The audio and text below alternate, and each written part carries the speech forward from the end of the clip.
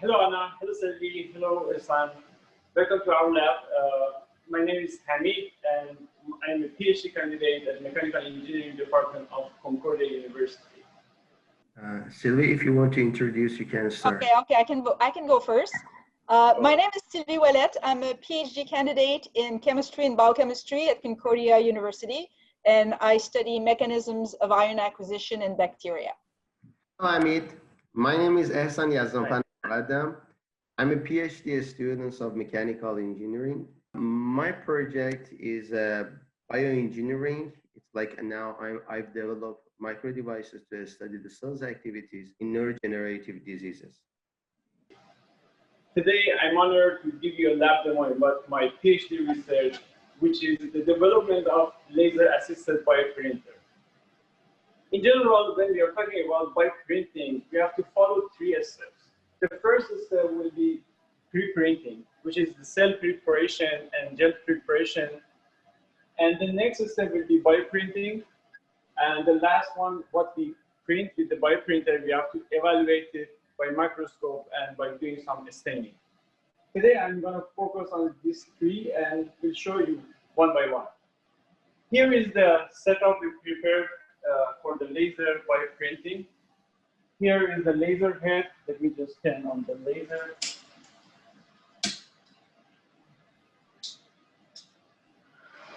So we put some optomechanical components here to send the laser beam in the bioprinter.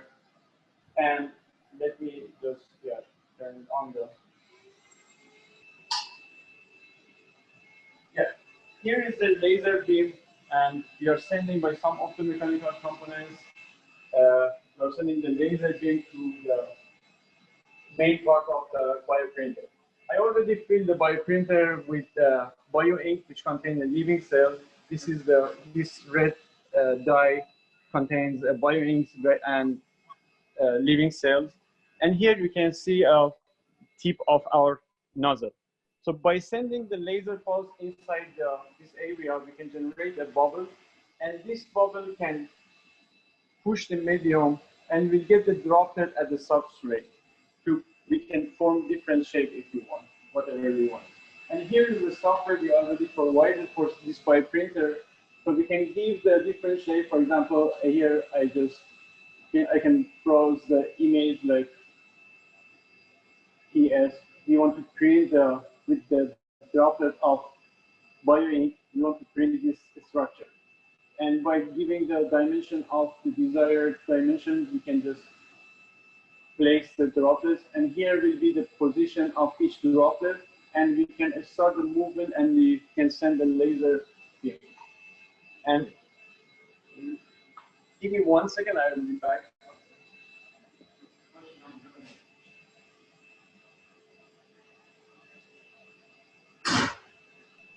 He said 1 second, but it's a long second. So here is the gel I already prepared. I will put it under the capillary. So here will be by just moving the substrate to the desired coordinates. You can go closer. So we can start the printing by sending the laser beam. And this is how the device is going to work. And here I already prepared some sample, and to show you the details of each printed object, I can use the microscope here. First I try to print a line. Here you can see some lines.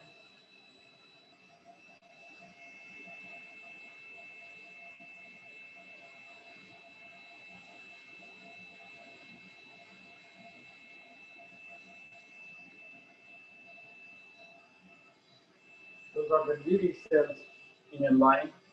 We already print them.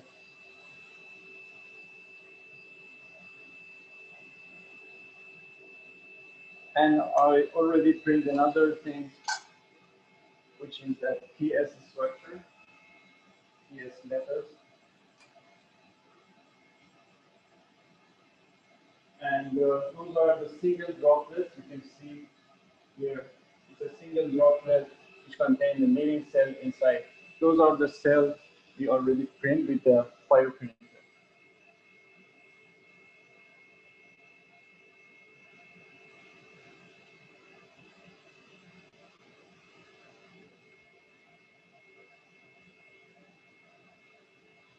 Yeah, those are the single droplets we already print. Yeah, that's it for today and for my lab demo. Yeah, I'd like to ask the first question, if you don't mind. Sure. What I'm really puzzled with, Hamid, is that you work with live cells, and Yeah. I was expecting this to take place in a biosafety cabinet or a laminar flow cabinet, but what I see is an open bench, and even behind you, we can see pliers and tools, and Yeah. to me, this is very counterintuitive. And I'm wondering, how do you keep your cells free of contamination? How do you keep them at 37 degrees? How do you keep them fed through this all? Because obviously they are very fragile. From the moment you take them out of tissue culture into your apparatus, how do you ensure the quality of what you're trying to grow?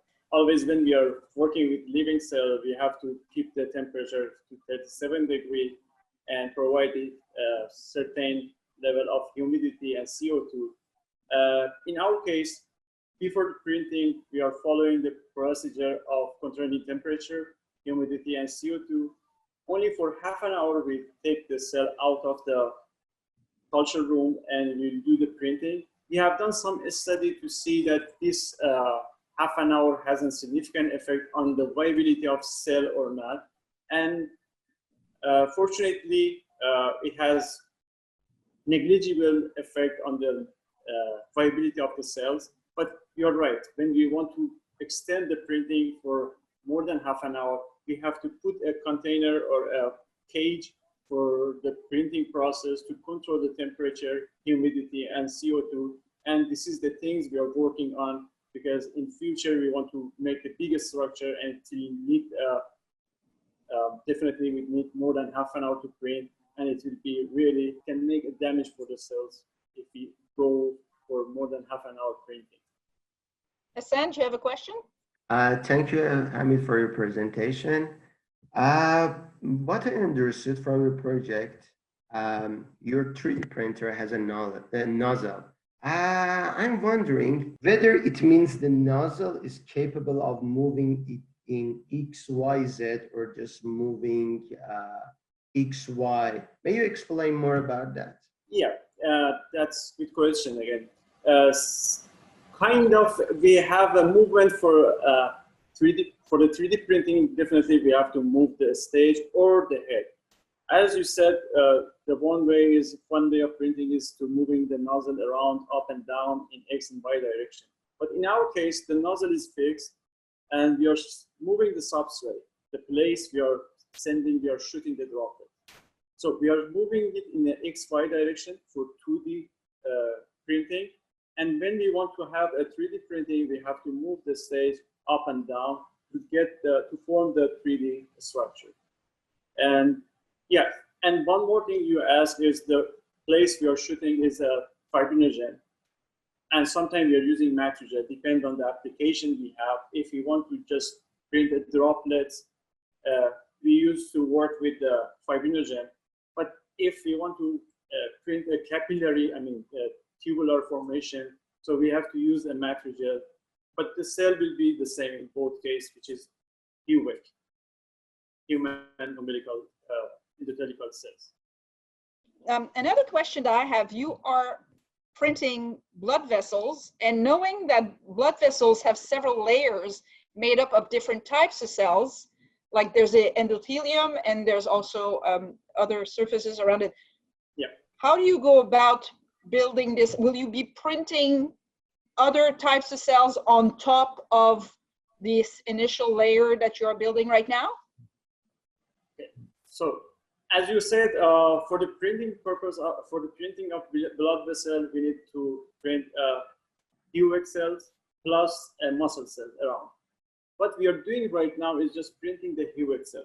But the next step for us is printing. If we want to do it in the 2D printing, we have to print 3 days after printing HUVEC cell. we have to print the muscle cell around it, and that will be, after a few days, that will form the actual blood vessel.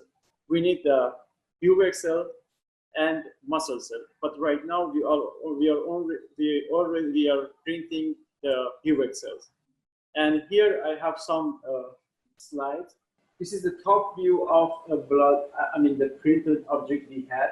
And on the left, you can see a slice of this tubular formation. But again, we have to print another cell type, which is muscle cell, to make this blood vessel more stable. Yeah, definitely we need another cell types. Next question, Hamid. It's a question for me. The droplets are shoot side by side. If they shoot side by side, what's the distance between location of droplet to the next one? The program we provided for this bioprinter has this capability to move the stage with the desired coordinate you are given. For example, if you want to have the resolution of 1 micrometer in movement, you can achieve with this device.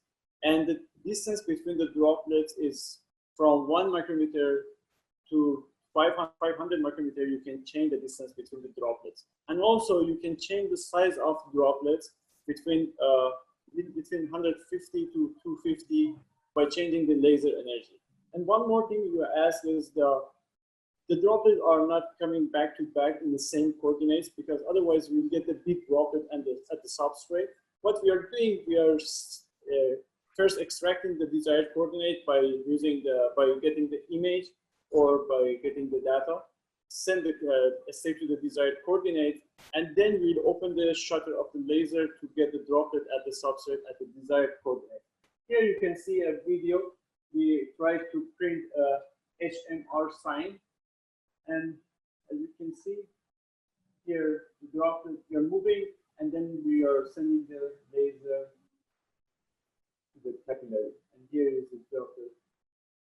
Just a quick question. Sure. From what I understand, you are depositing cells along an axis to create a tube. Yeah.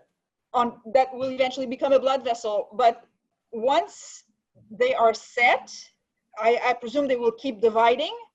Yes. And how do you ascertain that this remains ordered in the direction? Do you have to constrain them, or how do you ascertain that the 3D effect remains the same? Yeah, that was really main objective of my project. That's why I'm interested to explain this one in more details. If we print the cell at the beginning, we tried to print the cell on the fibrinogen, and it was growing and it was dividing and it was moving around, and we couldn't make the capillary shapes. But we studied on different gel, and we came to this point, we can use the same cell type, but we have to print on the matrigel. And the matrigel itself will, because the cell, we can say in a simple way, the cell, they don't like the matrigel. That's why they are not moving around, and they will be in the specific point. And to give them a more constraint, what we are doing in a bio-ink, we have one liquid, let's say it's fibrinogen, and at the substrate we have thrombin plus matrigel, and this will the matrigel with the fibrinogen plus thrombin. Thrombin can solidify the fibrinogen, and it cannot move. The cell in the droplet cannot easily move around, and they will keep in the specific position we want. Great, thank you very much. That's quite impressive. For my last question, Hamid, as you know, there are many bioprinters in the world in your area. What's the advantages of your bioprinter? Thank you, Hassan, because this is, again, my main objective for the PhD thesis. As you said, there are different bioprinters from long back. They're developing, researchers are developing the bioprinters. But the thing is, if you want to, for near future, or maybe not near, if you want to print an organ, let's say organ for transplantation, first thing we have to solve is we have to print the blood vessels. blood vessel networks, because otherwise the operated organ cannot be alive for a long. For printing the blood vessels, you need a device to have three abilities. One, high cell viability, maintain the cell viability more than 95%, and having the ability to print multi-materials, multi-bioinks, multi-cell types. And the last one is ability to print multi-scale. What I mean by multi-scale is printing big structure with the micrometric resolution. Having these three together, I could say laser-induced site transfer, which we name it LIST, is the first time, and that's the main objective of my project. Compared to other bioprinters, is we have these three ability, and we are working. That's why we can reach the point to print the blood vessel networks. Hamid, can I just ask you a couple of just more general questions? Because I guess I'm interested in how you arrived to this field of study. What is your particular interest in the research that you do? So let me just explain how I came to the point of the field of bioprinting. I do remember when I was starting my master, I was hearing about the printing organs can help the animals sacrifice. And I was searching around and I was seeing that this could help the people and researchers, instead of using the animals, they can use the bioprinted organs. And I was like, okay, so this could help animal sacrifice. And this was one of the motivation I had. And after a time, I came to know that not only it can reduce the animal sacrifice, but also we can try to print the human cells. And this will be more close to human. The printed pattern with the human cell will be more close to the human compared to animals. And the drug testing and all the tests we are doing on the animals, now if we do it with the bioprinted organs or tissue, so it will be more reliable.